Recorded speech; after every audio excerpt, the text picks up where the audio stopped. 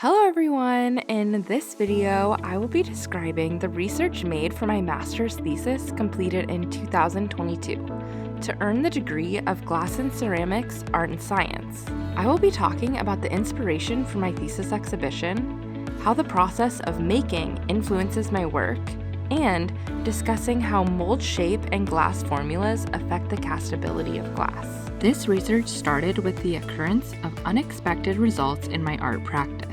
The consistent failure of filling plaster silica molds with recycled glass. With this occurrence came an opportunity.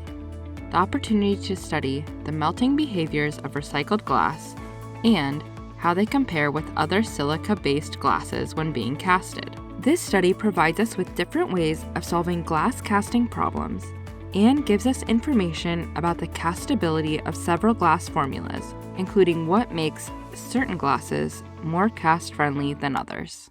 2 years ago, as I was traveling, I came across several spines. Regrettably, of all the spines I came across, I only took 2 vertebrae. Little did I know, these were the vertebrae that would occupy my art, my time, and my research over the last year and a half. As soon as I could enter the studio, I got to work on transforming these vertebrae to glass. It was like an impulse. I didn't exactly know why, but I had to make as many as I could. I was very excited to see the outcome of these vertebrae, but the first batch of molds fired left me with many questions. As I said in my thesis, the material is almost alive, and it seems to make its own completely out of nowhere decisions. I was casting these vertebrae with the furnace glass used at VCART, a research unit that studies the science behind the artistic materials of glass and ceramics. This glass was recycled from a factory in Marinha Grande, Portugal. It was not intended for kiln casting, so it's no wonder it was behaving unpredictably when fired in the molds.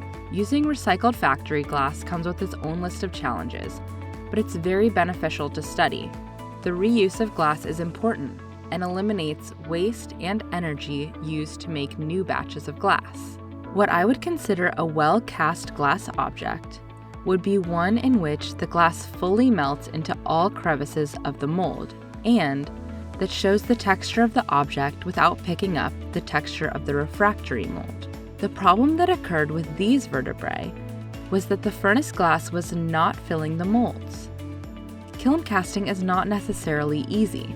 Problems usually arise for anyone who has tried, whether it's filling the molds, getting the right surface texture, or many other things that could go wrong. Eventually, I had to introduce more research into this study rather than rely on my previous knowledge. The 2 main objectives of this study were how the introduction of scientific research aids in discovering kiln cast solutions, and how art and science influence each other, and how this combination of disciplines has influenced my artistic practice. Let's start with the role scientific research played in this study. The main solution I was looking for was trying to find a way to consistently fill the plaster silica molds with glass. But along with this main study, other questions arose. These included how the shape of the mold affects the way the glass melts within it, how to create a new kiln schedule that allows the glass to melt properly and avoids stress within the glass, and how different glass compositions behave when put through similar thermal scenarios. I began my research with the shape of the mold. I started by building box molds. Although I had to build each one individually, they ended up being very time efficient because I could pour the refractory and walk away. However, the results did not have the same efficiency or consistency. Almost all the vertebrae came out of the mold partly cast. One of my thoughts was that the shape of the mold could have been affecting the way the glass was melting inside. Here's how the vertebrae sits inside the box mold. As you can see, there are thick parts and there are thin parts. When you look at this picture, you can see that the mold surrounds the object much more evenly. When the thickness of the mold is more even around the entire object, It makes the heat inside the mold much more even when you're casting. If the heat is more even, then it's more likely that the glass will melt more evenly as well. Normally, to get this shape, you would build a hand-built mold, a technique in which the refractory is built up by hand and in layers. That way, the thickness would naturally shape to the contour of the object as you build up layers of refractory. However, this method takes a lot of time and attention, and each mold would need to be made individually. I needed the shape of the hand-built mold, but the speed efficiency of the box mold. So I decided to build up an even layer around my vertebrae with clay. I also decided to make a built-in sprue, the cavity in which the glass enters the mold. This way, all of them would be the same, and I wouldn't have to take extra time to create each sprue individually. I then made a mold of the clay. With this mold, I was able to place the wax vertebrae inside of it and pour, giving me the efficiency of the box mold, but the shape of the hand-built mold or contour mold. This mold definitely proved its efficiency. I was able to make the same amount of these contour molds in half the time that it took me to make the box molds. Not only was the mold's speed more efficient than the box mold, but it was much more efficient at filling the molds as well. These are a few of the vertebrae that resulted from the first firing with the contour molds. Most of the vertebrae that came out of this firing had completely filled the molds. There were only a few on the outer edges of the kiln that were not completely cast. Now, to compare the contour molds and the box molds side by side, I placed both of them in the kiln and used a new kiln schedule that I'll describe later in this video. I was surprised to see such an overwhelming difference between the two molds. Although some of the box molds did fully cast, many of them did not, whereas all of the vertebrae that came out of the contour molds had cast perfectly. Besides optimizing the molds, we also tried optimizing the kiln schedule. That last firing that took place comparing the box mold and the contour mold used a newly developed kiln schedule. What we're looking at here is the original schedule used to fire the vertebrae. This schedule was made up of information given to me from other people who have had experience casting this glass, and from the previous knowledge I had about making kiln schedules. But as mentioned, when using this kiln schedule, the molds were not filling. As you can see, this is the cavity that was supposed to fill, and here is where the glass actually flowed to. Optimizing this schedule could help encourage the glass to fill the molds. So the thermal properties of the furnace glass were studied, mainly using the differential scanning calorimetry and the dilatometry. These were the results of the differential scanning calorimetry, or DSC. The DSC can tell us where the melting process begins, which was here. We estimated that about 30 degrees above the beginning of that melting process would be a high enough temperature to allow the glass to fall completely into the mold. These are the dilatometry results. This information helped us develop the annealing or cool down part of the schedule. The glass transition temperature is important because this is the temperature in which the glass goes from a liquid behavior to a solid. It's around this temperature when the annealing process takes place to release stress within the glass. As you can see, this kiln schedule follows the pattern described in the two scans, going to a top temperature of 850, which was 30 degrees above the starting melting point, and slowing down above the annealing point and holding a few degrees below it. To check the stress of the vertebrae, each one was placed under a polariscope. A polariscope shows any stress that is in the glass. These vertebrae were fired using the old schedule. As you can see here, there are spots with yellow hues. This means there is stress within the glass. The level of stress in the glass tells us how successful the kiln schedule is. These were fired with the new kiln schedule. As you can see, they did not have the yellow spots. This indicates that the new schedule was more successful than the original one. However, in some of the box molds, and only the box molds, the thicker parts did show a yellow hue. This could be because of the uneven heat inside the mold, as mentioned earlier. Here you can see a comparison between the two schedules. Both of these vertebrae were cast in a contour mold, but the one on the right was cast with the old schedule, and the one on the left with the new schedule. You can see a small difference in the clarity, The vertebrates from the old schedule have more clarity. The texture gained from the new schedule is more accurate to the original object. Okay, now that an ideal schedule was created for the furnace glass, this method of making kiln schedules was tested on 3 other glasses. This will not only help us understand if the method for making kiln schedules works, but also allows us to see how other glass compositions compare to one another when put through similar thermal scenarios. Here are the kiln schedules that resulted from the glass's analysis. Besides recycled furnace glass, the other 3 glasses used in this study were recycled window glass, Glasma glass, and System 96. These glasses were chosen because they are all potash soda lime silicate glasses. This makes them much more easy to compare. Each of these glasses were melted in a furnace and then poured into a cylinder mold. This is how billets were created. These billets were each placed in different cone-shaped molds. At the top of each mold is a hole. This hole will allow us to see how easily each glass melts compared to one another. Each of these cones were fired using the kiln schedules mentioned earlier. The furnace glass was fired multiple times to understand which temperature should be used in the firing of the vertebrae. From these drips, you can see that even a 15-degree difference has a big impact on the way glass melts. The texture of the furnace glass fired at the highest temperature felt like sandpaper, and at the lowest temperature had a very smooth texture. At 850 degrees Celsius, the glass had slightly less texture than the one at the highest temperature.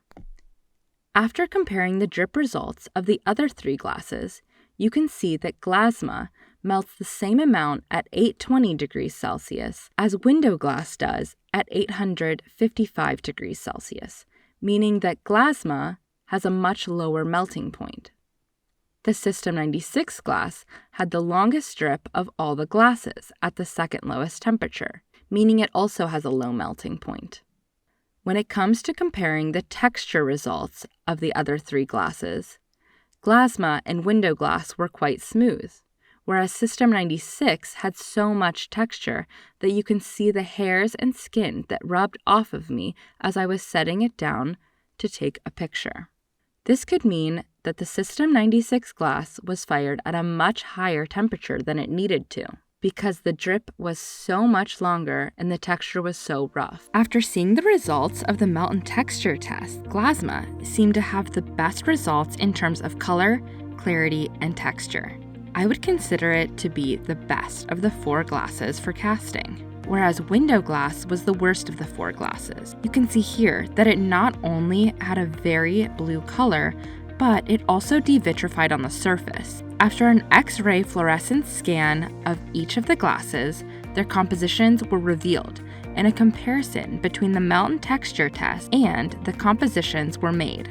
Glasma glass melts at a lower temperature, which is an ideal quality in a casting glass. When the glass melts at a lower temperature, it puts less stress on the molds and the kiln. The most significant difference between the compositions of the Glasma glass and the other glasses was its amount of zinc. Zinc can decrease the viscosity of the glass at high temperatures. This could be contributing to its ability to fill a mold at a lower temperature. Along with zinc, the overall percentages of its fluxes compared to stabilizers was higher compared to the window glass. This could also aid in a lower melting point. The worst of the glasses, window glass, had a higher percentage of impurities than the other glasses, like iron dioxide and titanium oxide. It also had a higher melting point, and if cast into a more complex shape, like the vertebrae, I have a feeling it would struggle to fill the mold. However, that is yet to be tested. As I reviewed all the results of this work, I discovered more opportunities to advance my research in the future. These are the melt results from the furnace glass. Firing the glass at different temperatures was very helpful to understand the way the glass melts. The opportunity to test all 3 of the glasses at different temperatures would be very beneficial in understanding how each glass differs from one another. Casting the different glasses in a more intricate mold like the vertebrae, would also be beneficial to see how well the glass fills a more complex shape. Based on the studies done so far, starting further research with the plasma glass in a contour mold using the new kiln schedule would make for an interesting comparison between the already fired furnace glass vertebrae. Hopefully this research will be performed in the future, so more questions about casting and different glass compositions can be answered. While researching for my artwork, I couldn't help but ask myself how these two disciplines are connected. Often, art and science are not thought of as being linked to each other. Yet, over the past year, I find myself working in both disciplines side by side.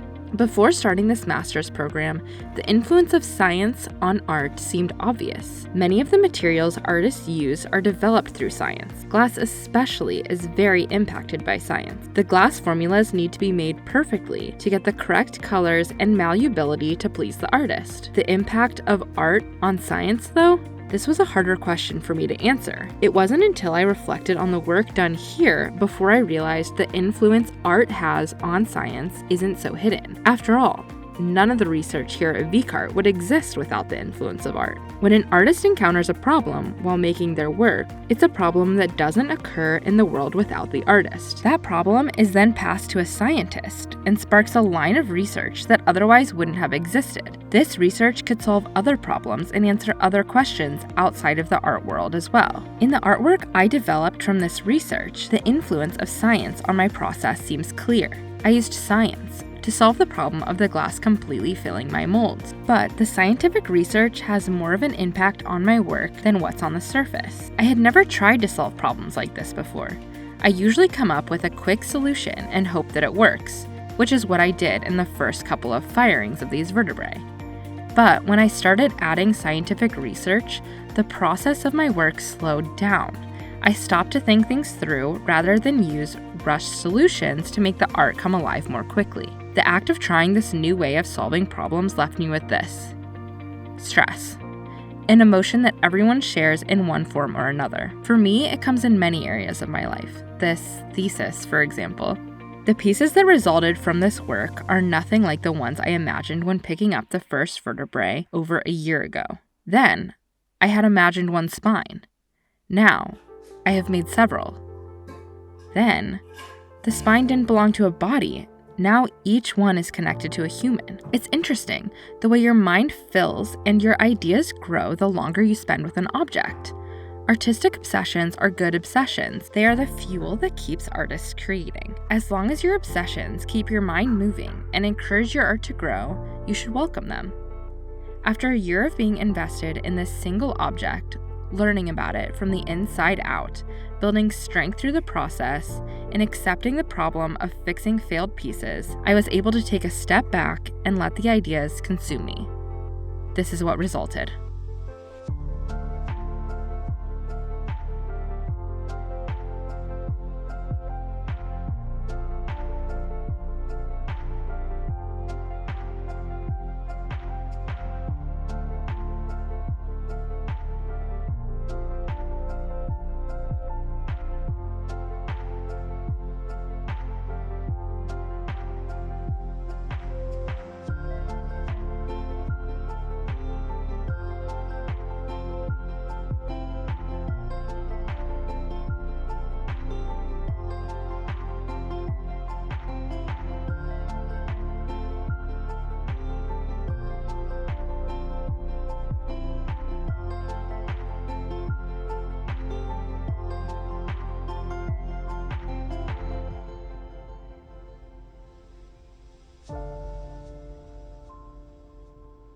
Thank you so much for watching my master's thesis defense.